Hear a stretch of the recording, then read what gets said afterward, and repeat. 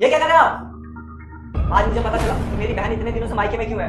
आपके हाथ खुले हैं। हाँ भैया, ये ऐसी ससुराल में भी मुझे मारते रहते हैं, हमेशा अपना हुक्म चलाते रहते हैं। इससे पहले मैंने तुझ पे कब हाथ उठाया? हाँ बता मुझे। जीजा जी, बात छोड़िए मेरी बहन के। आप मेरे सामने मेरी बहन के साथ इतना अत्याचार कर रहे हैं तो पीठ पीछे क्या ही करते होंगे। देख रहे हैं भैया, आपके सामने भी ये आपकी बहन के ऊपर हाथ उठा रहे हैं और कैसे तमीजी से बात कर रहे हैं। ऐसे करते रहते हैं ससुराल में मेरे साथ, इसीलिए तो मैं बार बार भाग के अपने मायके आ जाती हूँ ताकि सुकून की जिंदगी जी सकूंगी यहाँ पे। इनके यहाँ पे तो मुझे सुकून की जिंदगी भी नहीं जीने देते हैं। शराब देती हूँ तेरी माँ मर जाएगी। अगर आपने वीडियो को लाइक और चैनल को सब्सक्राइब नहीं किया तो अच्छा, तो मैंने आज से पहले तुम पर कब हाथ उठाया? बताओ मुझे। हाँ, अरे तुमने जो इतनी घटिया हरकत की है ना, उसकी सजा तो तुमको मिलनी थी। आपने एक बार भी नहीं सोचा? पिछले 2-3 महीने से ये यहाँ पे बैठी हुई है और इसको कोई लेने नहीं आ रहा है, इसका पति तक इसको लेने नहीं आ रहा है। अरे एक बार पूछा तो होता अपनी बहन से, आखिरकार इसने क्या घटिया हरकत की है। अरे ये क्या बताएगी? मैं बताता हूँ आपको। आपको पता है इसने मेरी माँ पे हाथ उठाया था। हाँ, तो क्या गलत किया मैंने? हाँ भैया, आपको पता है इनकी माँ ने मुझे पार्टी में जाने से मना कर दिया, जबकि मैं घर का सारा काम कर चुकी थी। ऐसा भी नहीं था कि घर का कोई काम रह गया था, फिर भी इनकी माँ ने मुझे जाने के लिए मना कर दिया। तो क्या करती? वही आगे से बहस की मेरे से और गुस्से में मेरा हाथ उठ गया। बदतमीज, मुझे जरा से भी शर्म नहीं आई अपनी सास के ऊपर हाथ उठाने में। मुझे हमने यही संस्कार दिया था। अरे तुझे अपनी इज्जत की परवाह नहीं थी तो कम से कम अपने भैया भाभी की इज्जत की परवाह तो करती।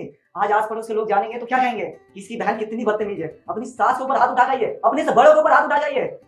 तुझे तो मुझे अपनी बहन कहते हुए भी शर्म आ रहा है। मैंने तो ये सोचा था कि सारी गलती जीजा जी की होगी, लेकिन तू सारी गलती तू कर गई है। और क्या कहा तुमने? इसलिए तुमने मेरी माँ पे हाथ उठाया? साले साहब, आपको तो पता है ना, मैं साल में मुश्किल से हर 6 महीने पे एक बार घर में आता हूँ, वो भी सिर्फ 10-15 दिनों के लिए। और जब भी आता हूँ, जितना प्यार मैं अपने माँ से करता हूँ उतना मैं इससे भी करता हूँ। पर मैंने कभी सोचा नहीं था कि मेरे पीठ पीछे ये इतनी घटिया हरकत करती है।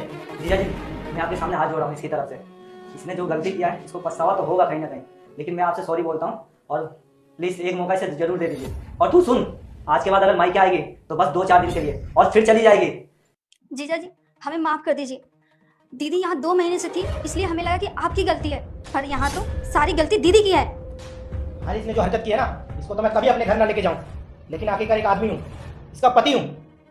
इसकी गलती को मैं एक बार माफ कर सकता हूँ। उम्मीद करता हूँ कि इसको इसका सबक मिल चुका है और इसको इसकी गलती का एहसास हो गया हो। सुनिए, प्लीज मुझे माफ कर दीजिए। मैंने जो भी गलती की, मुझे माँ जी के ऊपर हाथ नहीं उठाना चाहिए था।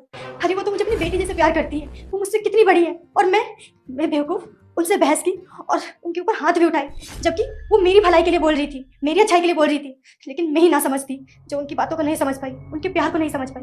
मुझे माफ कर दीजिए।